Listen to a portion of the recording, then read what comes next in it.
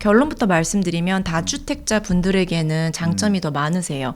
이 세금을 한국 내 세금과 미국 내 세금으로 구분해서 설명을 좀 드릴게요. 네. 근데 이제 한국 부동산 하면서도 제일 걱정이 뭐였었냐면은 특히 투자자들 같은 경우는 세금하고 대출이거든요. 네. 그 부분은 어떤가요? 그러니까 한국 부동산에 비해서 장점이 더 많나요? 단점이 많나요?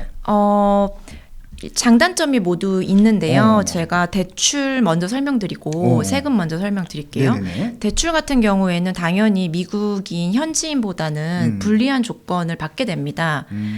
예를 들면 미국인은 자기 자본금, 자기 현금을 10에서 20%만 가지고도 80%까지 대출이 나오기 때문에 LTV가 더 나오는구나. 네네네. 네. 더 좋은 조건으로 받을 수도 있고 네. 또 미국 내 신용이 없기 때문에 대출 금리도 외국인이 더 네. 불리한 조건을 받을 수 있지만 네네. 또 한편으로는 미국 내 신용이 안 좋은 사람들보다는 그 자국의 신용 점수를 그대로 인정해 주거든요. 동일하게 인정해 주기 때문에 네. 오히려 신용이 안 좋은 미국인보다는 네네. 그 신용이 좋은 외국인이 더 금리가 낮을 수도 있어요. 그리고 아까 말씀드렸다시피 명의랑 관계없이 부부, 네. 부모, 자식의 소득까지도 합산해서 DTI를 산정하기 때문에 네. 더 많은 대출을 받고자 하면 받으실 수 있는 거죠. 그래서 이제 대출을 이제 조금 내국인보다는 살짝 불리할 수도 있고 유리할 수도 있지만 네. 아무튼 대출은 받을 수 있고 네. 아까 말씀드린 70% 전후를 받을 수 있다고 말씀하셨잖아요. 네. 가격평가 대비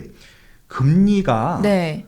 한국 지금 고정금리가 많이 그러니까 기준금리가 많이 올라갔잖아요. 미국 네. 같은 경우도 요즘 거기도 똑같이 많이 올라갔어요. 그럼요. 지금 오히려 미국 금리가 4.75%고 예. 한국의 기준금리가 3.5%니까 금리 역전이 일어난 상태거든요. 그래서 미국은 미국인들도 그 30년 고정금리로 대출을 받고자 하면 6%대가 나와요. 그렇기 때문에 지금은 대출을 무리해서 풀로 레버리지를 해서 부동산 투자를 할 적기는 아니라고 생각합니다. 네. 아무튼 금리가 또 계속 높은 것은 아니니까 네. 몇 년 전에 제로 금리였을 때는 진짜 끝내주는 시장이었겠네요. 저와 고객들은 2%대로 다 대출을 실행했고 그거 고정금리로? 네, 30년 고정금리로. 네. 부럽다. 네.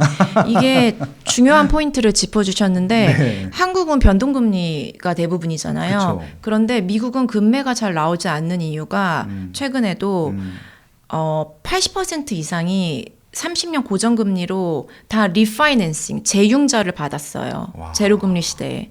그렇기 때문에 굳이 지금 금매로 집을 팔면 오히려 손해인 거예요. 다시는 이 금리로 내가 파이낸싱을 할 수 없기 때문에 네. 급하게 싸게 내놓으려고 하지 않죠. 그리고 미국은 변동금리라 하더라도 완전한 변동금리가 아니라 하이브리드 ARM이라고 해서 5년, 7년, 10년은 고정해줘요. 그리고 나서 1년이나 뭐 6개월마다 변동금리를 적용하거든요. 네. 그렇기 때문에 만약에 내가 투자하고자 하는 부동산을 5년이나 7년만 보유하고 매각할 거다, 갈아타기 할 거다, 아니면 한국으로 다시 회수하겠다 하면 하이브리드 변동금리가 더 저렴해요, 이자율이. 그렇기 때문에 이런 시기에는 변동금리도 저는 추천드립니다. 혹시 여기 갑자기 궁금한 게 30년 고정을 했는데 네. 중간에 상환을 할 수 있잖아요. 네, 중도상환 수수료가 없어요. 진짜요? 네. 와, 되게 좋다. 거기는 대출하기가. 네. 네. 그럼 혹시 좀 더 많이 받아서 대출을 받을 때 그 이 집을 그러니까 판매하는 매도인한테 돈이 들어가나요? 아니면 저한테 통장에 꽂히나요? 매도인에게. 제 통장에 매도인은 안 꽂히고? 정확히 아니고 부동산 거래용 에스크로 네, 계좌로. 계좌로. 네. 대출 나온 네. 곳에 아니 좀 저희가 좀 활용할 수 있는 여지가 네, 없나 해서. 그건 좀 어렵죠. 네. 그런데 또 다른 대출 프로그램이 네. 있거든요. 힐록이라는 상품인데 네. 주택담보 신용대출 같은 상품이에요. 네. 그런데 그 집의 자산 가격이 계속 매년 만약에 물가 상승률만큼 오르게 되면 네. 계속 감정평가액이 늘어나잖아요. 그렇죠. 그러면 계속 그 주택을 담보로 신용대출을 또 일으킬 수 있고요. 네. 그 대출의 용처는 무엇을 하시든 상관없어요. 네. 또 그 보완하는 대출대가 또 있었다. 그러니까 네. 미국은 대출을 참 한국보다는 자유롭고 네. 융통성이 좀 넓은 나라네요. 네. 아무튼 금융 선진국이니까요. 다음은 이제 세금 부분. 네. 세금 부분들은 어떤가요? 한국 부동산과 비교해서? 세금은 장점도 있고 단점도 있습니다. 그런데 결론부터 말씀드리면 다주택자 분들에게는 장점이 더 많으세요. 이 세금을 한국 내 세금과 미국 내 세금으로 구분해서 설명을 좀 드릴게요. 네. 그 주택에 투자할 때, 부동산에 투자할 때 세금은 취득할 때 보유 중에 양도했을 때 발생하잖아요. 그렇죠. 그래서 한국 내 세금은 만약에 한국인이 미국 부동산에 투자했을 때 취득할 때는 취득세는 없습니다. 한국인이 미국 부동산 투자할 때 네, 미국에 낼 돈은 없어요? 미국에 내는 취득세도 없고 한국에 내는 취득세도 당연히 없고요. 와, 일단 거기까지 기분이 너무 좋다. 네. 없습니다. 취득세가. 네. 그리고 두 번째로는 이제 보유 중에 그쵸, 당연히 재산세. 재산세는 미국에 내게 되고요. 한국에는 내지 않고 그리고 당연히 임대소득이 발생하면 이듬해 5월에 종합 그 소득세 그 가산해서 합산해서 신고 납부하셔야 되고요. 미국에 미국과 한국 중에 큰 곳에 둘 중에 하나 해도 돼요? 일단은 엄밀히 말하면 미국에 내시고 한국에 낼 때 미국에서 낸 세금을 외국 납부세에 공제를 받는 거죠. 그렇군요. 네네네. 세액 공제 그런 거네요. 네네네. 큰 것을 내게 된다고 이제 보시면 되고, 근데 대부분 한국이 크게 되겠죠. 한국에 소득이 있으시니까. 그렇죠. 네네. 그래서 그 임대소득세는 내셔야 되고 그리고 마지막으로 양도했을 때 다주택자의 경우에도 해외 부동산은 주택수에 포함되지 않기 때문에 그 양도세 중과세라든지 이런 규제가 없거든요. 그래서 일반 과세로 내게 되세요. 그리고 제가 하나 놓쳤는데 보유 중에 종합부동산세 대상이 아니에요. 해외 부동산은.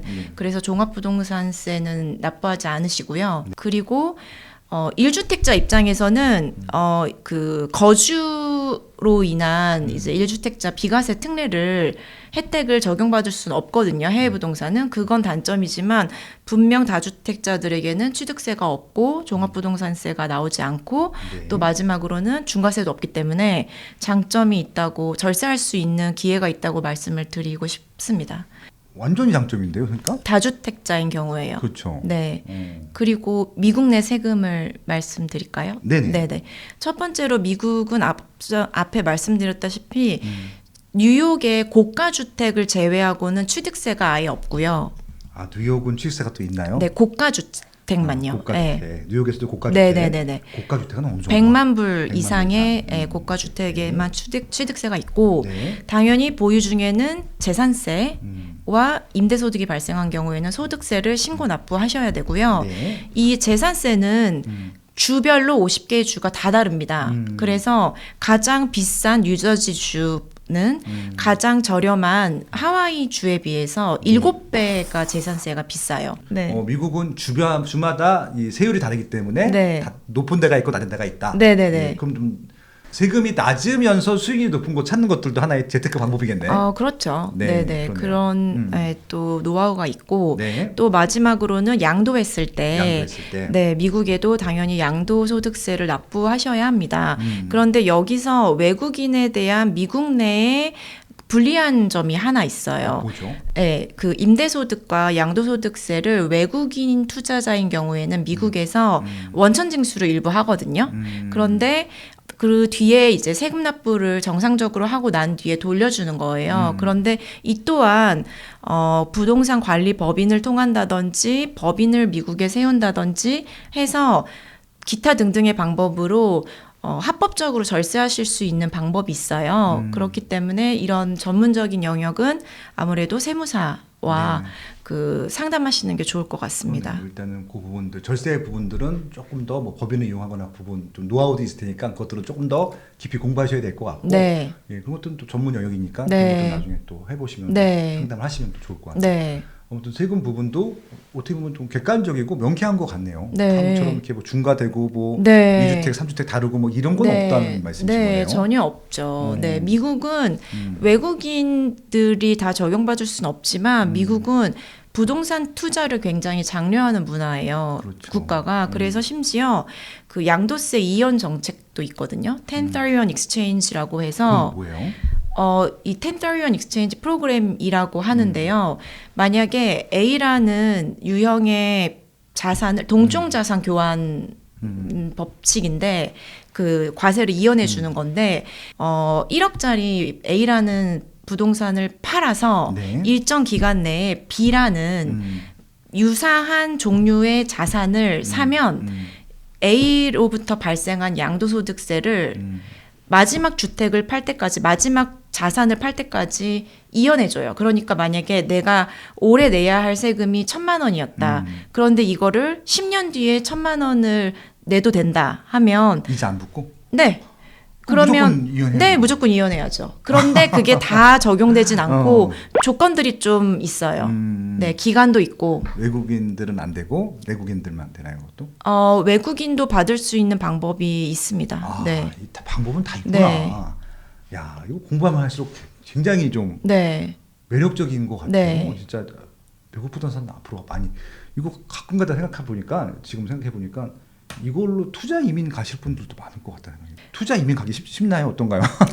지금 그 트럼프 정권 때 중단됐던 EB5라고 하는 투자 이민 프로그램이 다시 시작됐거든요. 바이든 정부부터. 그래서 일정 금액을 미국 정부나 어떤 대규모 개발 프로젝트에 그 투자하는 거죠.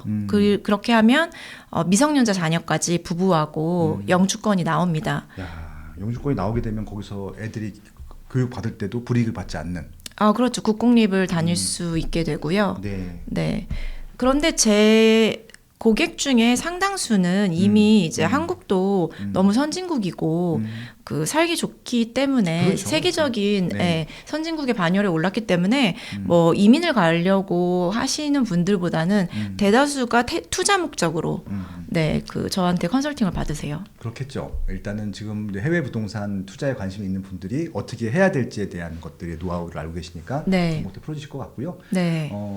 그만큼 지금 미국 부동산은 이제 투자에 있어서 좀 자유로운 나라인 것이고 네. 좀 어떻게 보면 불이익도 적고 투자하시는 분들한테는 그런 환경들이 잘 조성이 되어 있다. 그런 차원으로 말씀드렸던 것들이었고요. 한국도 지금 워낙 지난 5년 동안 규제가 심했기 때문에 네. 아마 그런 생각들을 하셨을 수도 있을 것 같아요. 저도 네. 그런 생각을 했었으니까. 네. 근데 이제 지금 많이 규제가 완화되고 있고 네. 선진국들의 이런 제도들을 좀 많이 벤치마킹 한다고 하면은 네. 자연스럽게 주택 문제도 해결하면서 또 부동산으로서 또 수익을 만들 수 있는 부분들이 생길 수 있을 것 같고 서로 네. 윈윈할 수 있는 것들을 네, 만들어 맞습니다. 보겠다라는 네. 생각을 해보고 네. 싶네요. 네. 네. 아무튼 그런 의미에서도 이 미국 부동산을 네. 한번 공부해 보는 것들은 의미가 있을 것 같다는 네. 그런 생각이 들었습니다. 네. 네.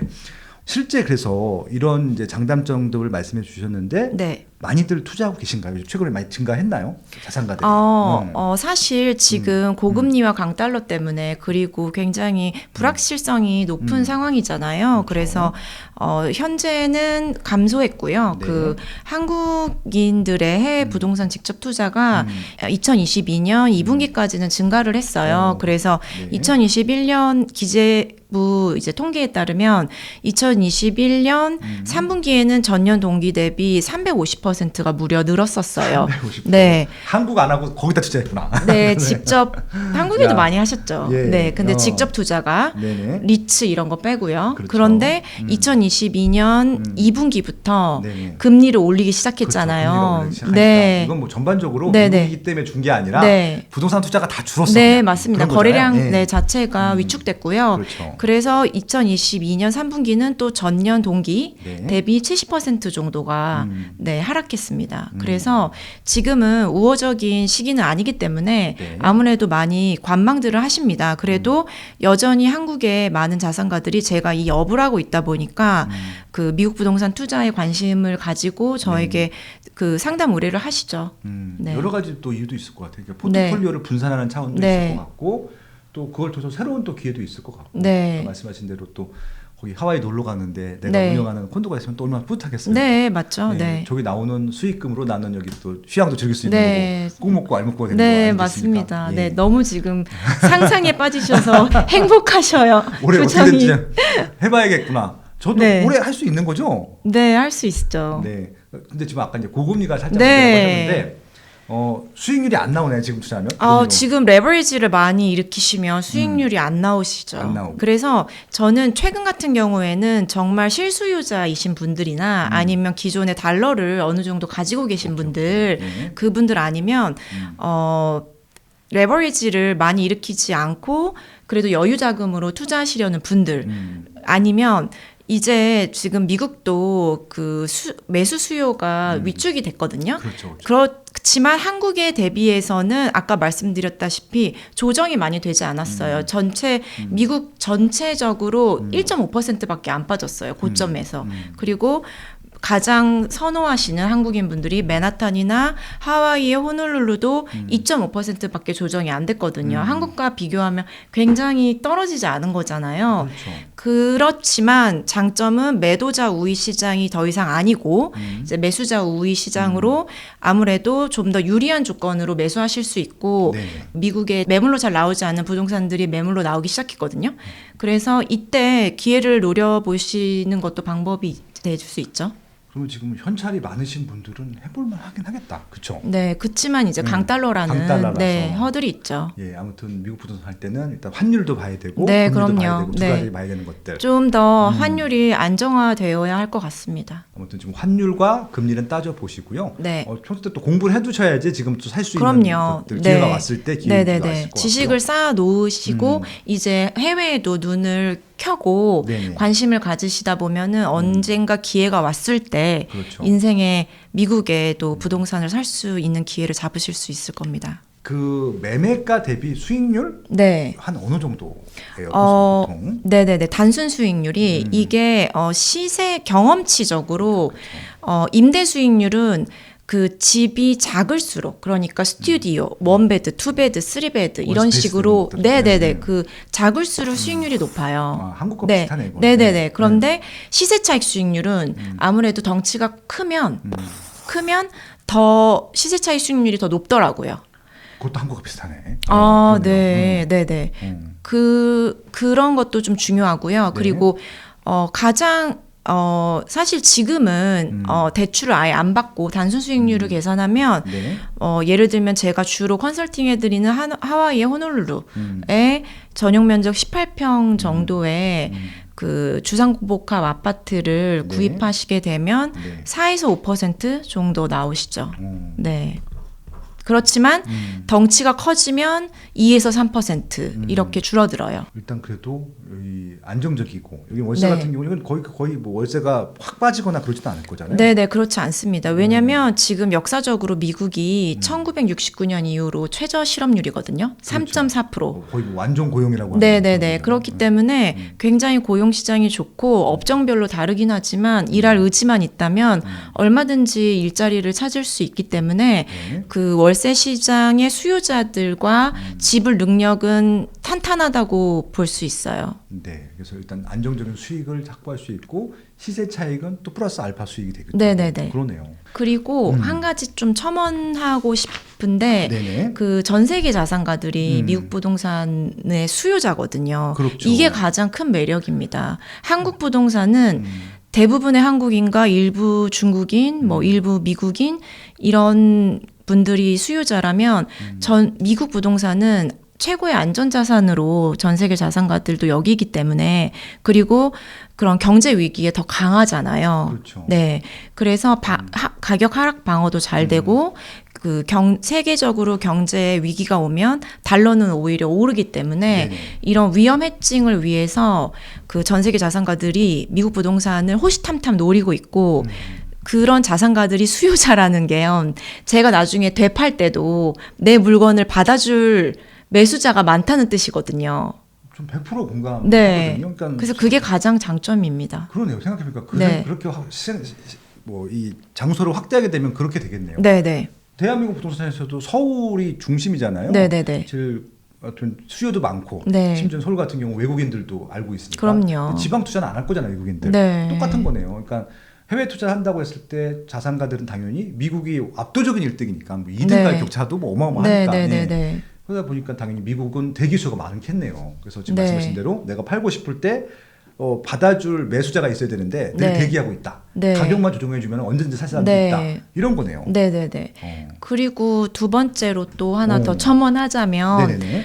지금같이 금리가 높은 시기에는 네. 레버리지를 무리해서 일으키셔서 부담을 크게 대출 부담을 크게 지시고 투자하기엔 우호적인 환경은 아니지만 그래도 좀 레버리지를 줄일 수 있다면 네. 그 안정적인 달러 소득이 계속 들어오잖아요. 네네. 그런 것들도 이제 가장 부수적인 장점이라고 볼 수 있는데요. 네네. 오늘 이제 기사를 보니까 그 한국의 1인당 국민 총소득이 한국 원화 가치로는 4.3% 증가했더라고요. 그런데 달러로 환산했을 때는 8%가 하락했어요. 그러니까 어떻게 보면 전 세계적으로 우리 국민들이 더 벌어들이는 소득은 줄어드는 거죠. 그러네요. 그래서 저는 비단 미국 부동산뿐만이 아니더라도 미국 주식이라든지 미국 달러라든지 좀 그런 미국 달러로 낸 자산의 비중을 늘리셨으면 좋겠습니다.